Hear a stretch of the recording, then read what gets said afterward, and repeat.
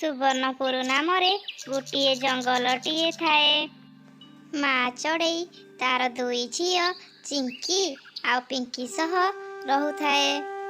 बड़ झील पिंकी टिके सुंदर थाए आउ चिंकी टिके काली थिबारु पिंकी ताकू पसंद करे नहीं।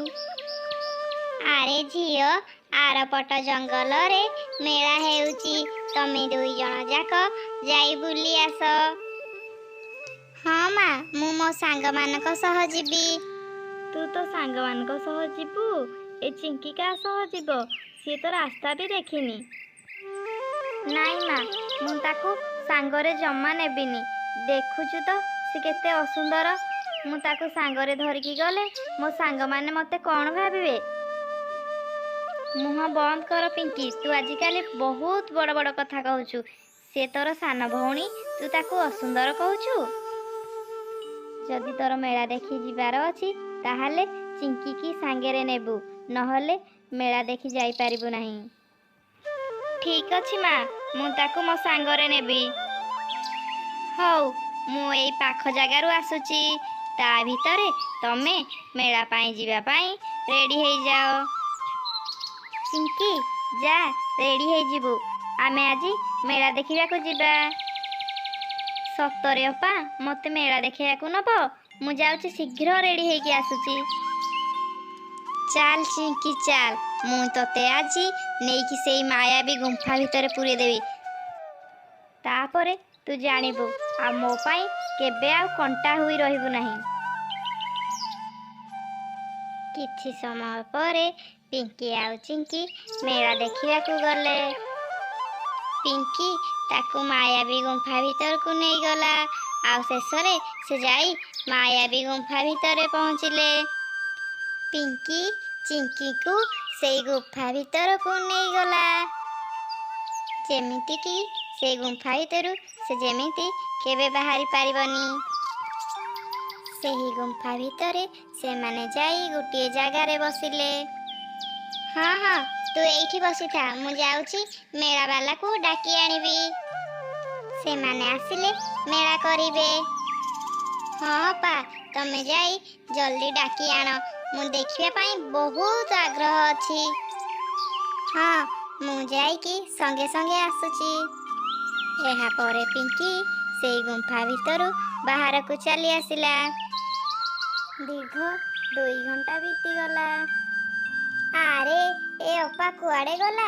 2 घंटा हैला मते बसई देइची, कुआड़े गला के जानी? मते बहुत जोरे भूख हेलाणी, जाउची देखिबी ए गुंफा भितरे मते काळे खाइबा मिले जीवो। चिंकी चतुर्पाश बुलिला, हेले ताकू कोठी हेले भी खाद्य मिलिला नाही।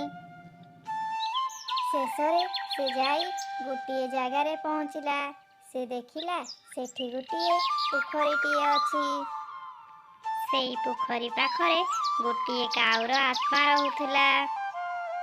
एकथा केही मध्य जानि नथिले।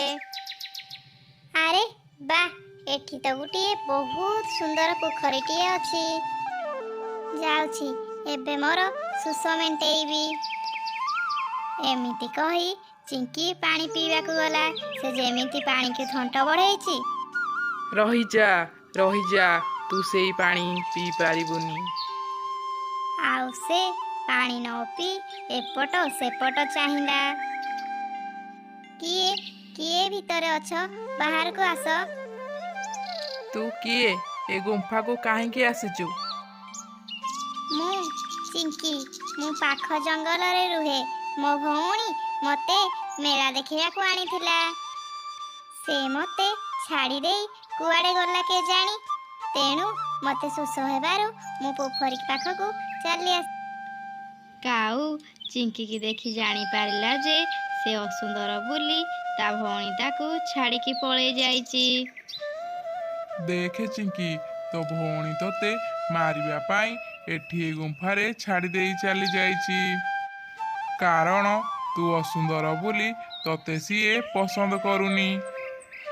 एमिति कही काउर आत्मा हसिबा को लागिला। देख, मु एठारो चली जीबी। मु रास्ता जानी पारुनी बोली मु एठारो जाई पारुनी। ଦୟାକରି ମୋତେ ରାସ୍ତାର ବାଟ କହିଦିଅ। ତୁ ଡର ନା, ମୁଁ ତୋର କିଛି ବି କ୍ଷତି କରିବିନି। ଯୋଉ ଅସୁନ୍ଦର ପାଇଁ ତୋ ଭଉଣୀ ତତେ ଏଠି ଛାଡ଼ି ଯାଇଛି ତାର ପ୍ରତିକାର ମୁଁ ଏଇନେ କରିଦେବି, ଯାହା ଫଳରେ ତୁ ବହୁତ ସୁନ୍ଦର ହୋଇଯିବୁ। ଯା ସେଇ ପୋଖରୀରୁ ପାଣି ପିଇଦବୁ, ସିଏ ଗୋଟିଏ ଯାଦୁଇ ପୋଖରୀ। ଚିଙ୍କି ଯାଇ ଯାଦୁଇ ପୋଖରୀରୁ ପାଣି ପିଇଲା। ଦେଖୁ ଦେଖୁ ସେ ବହୁତ ସୁନ୍ଦର ହୋଇଗଲା। ଦେଖେ ଚିଙ୍କି, ଏବେ ତୁ ପୁରାପୁରି ପରିବର୍ତ୍ତନ ହୋଇଯାଇଛୁ। ଏବେ ତୁ ତୋ ଘରକୁ ଯା। କାଉ ତାକୁ ବାଟ କହିଦେଲା। ଏବେ ଚିଙ୍କି ତା ନିଜ ଘରକୁ ଫେରିଲା। ଅପା ଅପା, ଏଇ ଦେଖ ମୁଁ ଘରକୁ ଫେରି ଆସିଛି। ସେ ଚିଙ୍କିକୁ ଦେଖି ପୁରା ଆଶ୍ଚର୍ଯ୍ୟ ହୋଇଗଲା। ଆରେ ସେ ଗୁମ୍ଫା ଭିତରୁ କେମିତି ଆସିଲା? ଆଜି ପର୍ଯ୍ୟନ୍ତ ତ ସେ ଗୁମ୍ଫାରୁ କେହି ବଞ୍ଚିକି ଆସିନାହାନ୍ତି। ମତେ ଏବେ ଅଭିନୟ କରିବାକୁ ହେବ, ନହେଲେ ଇଏ କହିବ ମୁଁ ତାକୁ ମାରିବା ପାଇଁ ସେ ଗୁମ୍ଫାରେ ଛାଡ଼ିକି ଆସିଛି। ଆରେ ଚିଙ୍କି, ତୁ ପୁରା ବଦଳି ଯାଇଛୁ। ଆଉ ତୁ କୋଉଠି ଏବେ ଯାକେ ଥିଲୁ? ମୁଁ ତତେ ଗୁମ୍ଫାରେ ଖୋଜିଲି ଯେ ପାଇଲି ନାହିଁ। ଆଉ ତୁ କଣ ଭାବୁଛୁ ମୁଁ ତତେ ସେଠି ମରିବା ପାଇଁ ଛାଡ଼ି ଦେଇକି ଆସିଛି? ଆଉ ତୁ କଣ ଏତେ ଗୋରା ଦେଖା ଯାଉଛୁ? ଘଟିଥିବା ସବୁ ଘଟଣା ଗୁଡ଼ିକ ଚିଙ୍କି ସବୁ କଥା କହିଲା। ଆରେ ଇଏ ଏତେ କଳା ହୋଇକି ସେ ପାଣି ପିଇକି ଏତେ ଗୋରା ହୋଇଯାଇଛି। ମୁଁ ବି ଯାଉଛି, ଯିବି ସେ ଗୁମ୍ଫା ଭିତରକୁ। ମୁଁ ସେ ଯାଦୁଇ ପାଣି ପିଇକି ମୁଁ ବି ଆହୁରି ଗୋରା ହୋଇଯିବି। ହଉ ଚିଙ୍କି, ତୁ ଏଠି ବସିଥା, ମୋର ଗୋଟିଏ କାମ ଅଛି, ମୁଁ ଯାଇକି କାମ ସାରିକି ଆସୁଛି। ଏମିତି କହି ସେ ଗୁମ୍ଫା ଆଡ଼କୁ ଚାଲିଲା। ଆଉ ସେ ଗୁମ୍ଫା ଭିତରେ ଯାଦୁଇ ପୋଖରୀକୁ ଖୋଜିବାକୁ ଲାଗିଲା।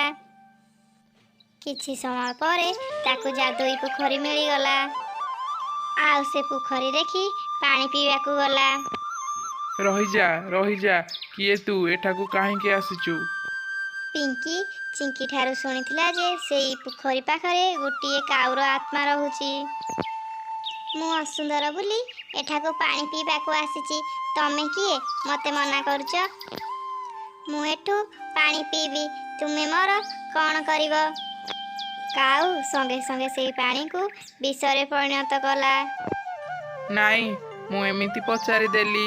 ତମର ଯଦି ପାଣି ପିଇବାର ଅଛି ତମେ ପାଣି ପିଇପାର, ମୋର କିଛି ଆପତ୍ତି ନାହିଁ। ପିଙ୍କି ଚଢ଼େଇ ସେଇଠୁ ପାଣି ପିଇ ପିଉ ମରିଗଲା। ଦୁଷ୍ଟ ଚଢ଼େଇ ସୁନ୍ଦର ହେବା ପାଇଁ ପାଣି ପିଇବାକୁ ଆସିଥିଲା, ପୁଣି ନିଜ ଭଉଣୀକି ମାରିବା ପାଇଁ ଏଠାକୁ ପଠେଇଥିଲା। ଏବେ ଇଏ ମଲା। ଏପରି ଚଢ଼େଇ ଜଙ୍ଗଲରେ ରହିଲେ ଆଦୌ ଭଲ ନୁହଁ। ସାଙ୍ଗମାନେ କଳା ହେବା ହେଉ ବା ଅବା ଗୋରା, ନିଜର ରଙ୍ଗକୁ ନେଇ କେବେ ବି ଗର୍ବ କରିବ ନାହିଁ। ଯଦି ଭିଡ଼ିଓଟି ଆପଣମାନଙ୍କୁ ଭଲ ଲାଗିଛି ଲାଇକ୍ କରନ୍ତୁ। ଏମିତି ନୂଆ ନୂଆ ଭିଡ଼ିଓ ଦେଖିବା ପାଇଁ ଚ୍ୟାନେଲକୁ ସବସ୍କ୍ରାଇବ୍ କରନ୍ତୁ।